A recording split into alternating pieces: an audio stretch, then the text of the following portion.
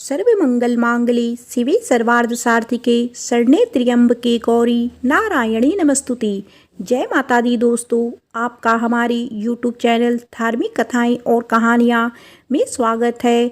आज हम नवरात्रि के 5वें दिन श्री दुर्गा सप्तशती पाठ का 9वां और 10वां अध्याय सुनेंगे। एक बार प्रेम से बोलिए माँ भगवती की जय। आइए सबसे पहले सुनते हैं श्री दुर्गा सप्तशती पाठ का 9वां अध्याय। इस अध्याय में निशुंभ वध का वर्णन किया गया है। 9वां अध्याय का पाठ संतान प्राप्ति के लिए किया जाता है। पुत्र प्राप्ति के लिए या संतान से संबंधित किसी भी परेशानी के निवारण के लिए दुर्गा सप्तशती के 9वें अध्याय का पाठ किया जाता है। इसके अलावा संतान की उन्नति प्रगति के लिए तथा किसी भी प्रकार की खोई हुई अमूल्य वस्तु के लिए भी 9वें अध्याय का पाठ करना उत्तम होता है। यह आपकी मनोकामना पूर्ण करने में सहायक है। राजा ने कहा, भगवान, आपने रक्त बीज के वध से संबंध रखने वाला देवी चरित्र का यह अद्भुत महात्म्य मुझे बताया। रक्त बीज के मारे जाने पर अत्यंत क्रोध में भरे हुए शुंभ और निशुंभ ने जो कर्म किया उसे मैं सुनना चाहता हूँ। ऋषि कहते हैं, राजन, युद्ध में रक्त बीज तथा अन्य दैत्यों के मारे जाने पर शुंभ और निशुंभ के क्रोध की सीमा ना रही। अपनी विशाल सेना इस प्रकार मारी जाती देख निशुंभ अमर्ष अर्थात गुस्से में भरकर देवी की ओर दौड़ा। उसके साथ असुरों की प्रधान सेना थी। उसके आगे पीछे तथा पार्श्वभाग में बड़े बड़े असुर थे जो क्रोध से ओट चबाते हुए देवी को मार डालने के लिए आए। महापराक्रमी शुंभ भी अपनी सेना के साथ मात्र गणों से युद्ध करके क्रोधवश चंडिका को मारने के लिए आ पहुंचा। तब देवी के साथ शुंभ और निशुंभ का घोर संग्राम छिड़ गया। वे दोनों दैत्य मेघों की भांति बाणों की भयंकर वृष्टि कर रहे थे। दोनों के चलाए हुए बाणों को चंडिका ने अपने बाणों के समूह से तुरंत काट डाला और शस्त्र समूहों की वर्षा करके उन दोनों दैत्यपतियों के अंगों में भी चोट पहुंचाई। निशुंभ ने तीखी तलवार और चमकती हुई ढाल लेकर देवी के श्रेष्ठ वाहन सिंह के मस्तक पर प्रहार किया।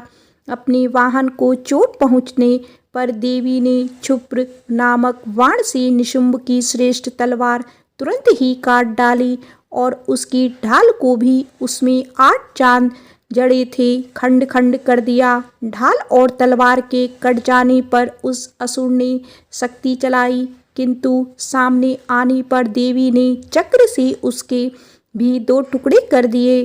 अब तो निशुंभ क्रोध से जल उठा और उस दानव ने देवी को मारने के लिए शूल उठाया, किंतु देवी ने समीप आने पर उसे भी मुक्के से मारकर चूर कर दिया। तब उसने गदा घुमाकर चंडी के ऊपर चलाई, वह भी देवी के त्रिशूल से कटकर भस्म हो गया। तदंतर दैत्यराज निशुंभ को फरसा हाथ में लेकर आते देख देवी ने बाण समूहों से घायल कर धरती पर सुला दिया। उस भयंकर पराक्रमी भाई निशुंभ के धराशायी हो जाने पर शुंभ को बहुत क्रोध आया और अंबिका का वध करने के लिए वह आगे बढ़ा। रथ पर बैठे बैठे ही उत्तम आयुधों से सुशोभित अपनी बड़ी बड़ी 8 अनुपम भुजाओं से समूचे आकाश को ढककर वह अद्भुत शोभा पाने लगा। उसे आते देख देवी ने शंख बजाया और धनुष की प्रत्यंजा का भी अत्यंत दुस्सह शब्द किया। साथ ही अपने घंटे के शब्द से जो समस्त दैत्य सैनिकों का तेज नष्ट करने वाले थे संपूर्ण दिशाओं को व्याप्त कर दिया।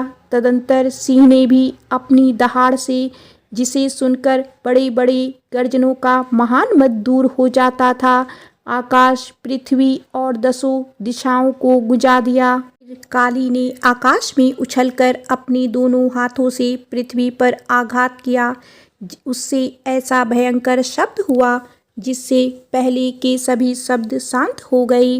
तत्पश्चात शिवदूती ने दैत्यों के लिए अमंगलजनक अट्टहास किया। इन शब्दों को सुनकर समस्त असुर थर्रा उठे, किंतु शुंभ को बड़ा क्रोध हुआ। उस समय देवी ने जब शुंभ को लक्ष्य करके कहा, ओ दुरात्मा, खड़ा रहे, तभी आकाश में खड़े हुए देवता बोल उठे, जय हो, जय हो। शुंभ ने वहां आकर ज्वालाओं से युक्त अत्यंत भयानक शक्ति चलाई। अग्निमय पर्वत के समान आती हुई उस शक्ति को देवी ने बड़े भारी लूके से दूर हटा दिया। समय शुंभ ने सेनाद से तीनों लोग गूंज उठे। राजन, उसकी प्रतिध्वनि से वज्रपात के समान भयानक शब्द हुआ, जिसने अन्य शब्दों को जीत लिया। शुंभ के चलाए हुए बाणों के देवी ने और देवी के चलाए हुए बाणों के शुंभ ने अपने भयंकर बाणों द्वारा सैकड़ों और हजारों टुकड़े कर दिए। तब क्रोध में भरी हुई चंडिका ने शुंभ को शूल से मारा। उसके आघात से मूर्छित हो वह पृथ्वी पर गिर पड़ा। इतने में ही निशुंभ की चेतना हुई और उसने धनुष हाथ में लेकर बाणों द्वारा देवी काली तथा सिंह को घायल कर डाला। फिर उस दैत्यराज ने 10,000 बाहें बनाकर चक्रों के प्रहार से चंडिका को आच्छादित कर दिया। तब दुर्गम पीड़ा का नाश करने वाली भगवती दुर्गा ने कुपित होकर अपने बाणों से उन चक्रों तथा बाणों को काट गिराया। यह देख निशुंभ दैत्य सेना के साथ चंडिका का वध करने के लिए हाथ में गदा ले बड़े वेग से दौड़ा। उसके आते ही चंडी ने तीखी धार वाली तलवार से उसकी गदा को शीघ्र ही काट डाला। तब उसने शूल हाथ में ले लिया। देवताओं को पीड़ा देने वाले निशुंभ को शूल हाथ में लिए आते देख चंडिका ने वेग से चलाई हुई अपने शूल से उसकी छाती छेद डाली। शूल के विदीर्ण हो जाने पर उसकी छाती से एक दूसरा महाबली एवं महापराक्रमी पुरुष खड़ी रह कहता हुआ निकला।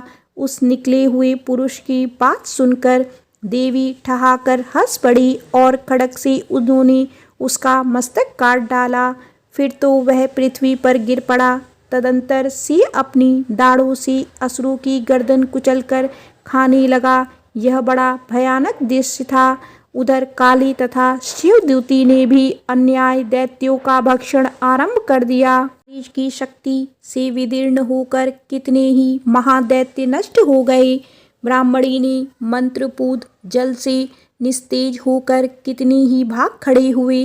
कितने ही दैत्य माहेश्वरी के त्रिशूल से छिन्न छिन्न हो धराशायी हो गए। वाराही के थुथुन के आघात से कितनों का पृथ्वी पर कचुम्बर निकल पड़ा। वैष्णवी ने भी अपने चक्र से दानवों के टुकड़े टुकड़े कर डाले। इंद्री के हाथ से छूटे हुए वज्र से भी कितने ही प्राणों से हाथ धो बैठे। कुछ असुर नष्ट हो गए, कुछ उस समय महायुद्ध से भाग गए तथा कितने ही काली शिवदूती तथा सिंह के ग्रास बन गए। प्रकार श्री मार्कंडेय पुराण में सारवण की मन्वंतर की कथा के अंतर्गत देवी महात्म्य में निशुंभ वध नामक 9वां अध्याय पूरा होता है। तो एक बार प्रेम से बोलिए भगवती दुर्गा की जय। आइए अब सुनते हैं श्री दुर्गा सप्तशती पाठ का 10वां अध्याय। अगर संतान गलत रास्ते पर जा रही है तो ऐसी भटकी हुई संतान को सही रास्ते पर लाने के लिए 10वां अध्याय सर्वश्रेष्ठ है। अच्छे और योग्य पुत्र की कामना के साथ अगर 10वें अध्याय का पाठ किया जाए तो योग्य संतान की प्राप्ति होती है और प्राप्त संतान सही रास्ते पर चलती है। ऋषि कहते हैं, राजन, अपने प्राणों के समान प्यारे भाई निशुंभ को मारा गया देख तथा सारी सेना का संहार होता जान शुंभ ने कुपित होकर कहा, दुष्ट दुर्गे, तू बल के अभिमान में आकर झूठ मूठ का घमंड ना दिखा दे।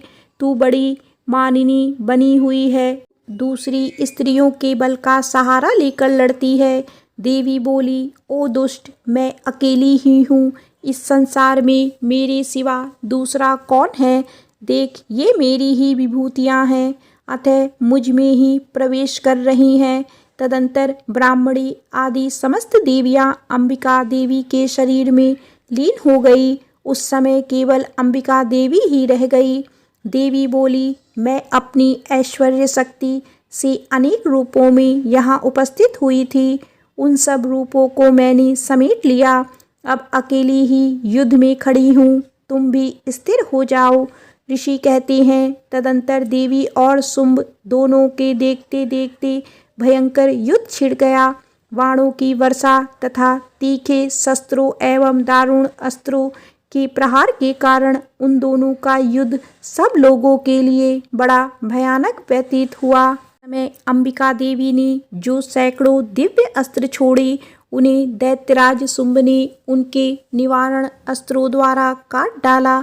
इसी प्रकार शुंभ ने भी जो दिव्य अस्त्र चलाए, उन्हें परमेश्वरी ने भयंकर हुंकार शब्द के उच्चारण आदि द्वारा खिलवाड़ से ही नष्ट कर डाला।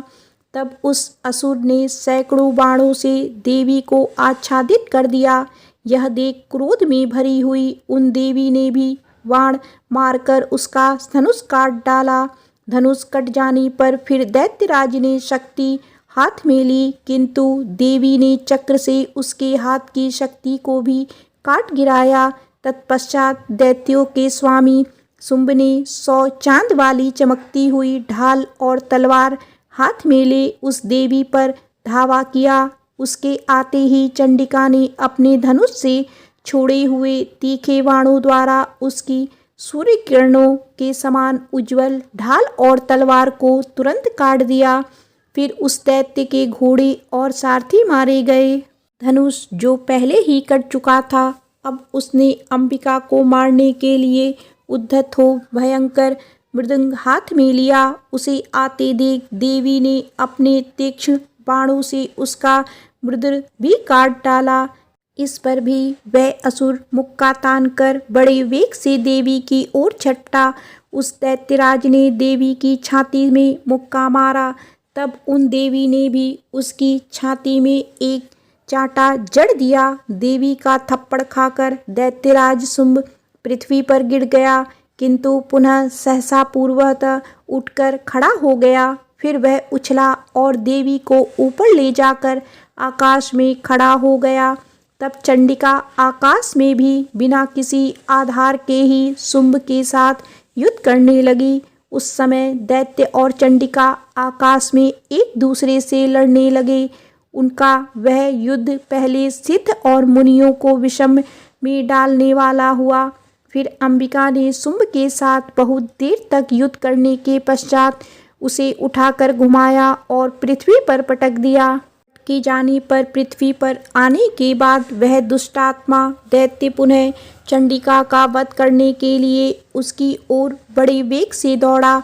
तब समस्त दैत्यों के राजा शुंभ को अपनी ओर आते देख देवी ने त्रिशूल से उसकी छाती छेदकर उसे पृथ्वी पर गिरा दिया। देवी के शूल की धार से घायल होने पर उसके प्राण पर खेरू उड़ गए और वह समुद्रों, द्वीपों तथा पर्वतों सहित समूची पृथ्वी को कपाता हुआ भूमि पर गिर पड़ा। तदंतर उस दुरात्मा के मारे जाने पर संपूर्ण जगत प्रसन्न एवं पूर्ण स्वस्थ हो गया तथा आकाश स्वच्छ दिखाई देने लगा। पहले जो उत्पात सूचक मेघ और उल्कापात होते थे, वे सब शांत हो गई तथा उस दैत्य के मारे जाने पर नदियां भी ठीक मार्ग से बहने लगी। उस समय शुंभ की मृत्यु के बाद संपूर्ण देवताओं का हृदय हर्ष से भर गया और गंधर्व गण मधुर गीत गाने लगे। दूसरे गंधर्व बाजे बजाने लगे और अप्सराएं नाचने लगी। वायु बहने लगी। सूर्य की प्रभा उत्तम हो गई। अग्निशाला की बुझी हुई आग अपने आप प्रज्वलित हो उठी तथा संपूर्ण दिशाओं के भयंकर शब्द शांत हो गए।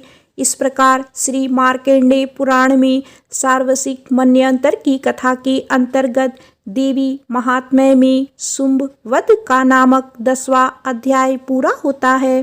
प्रेम से बोलो माँ भगवती दुर्गा की जय।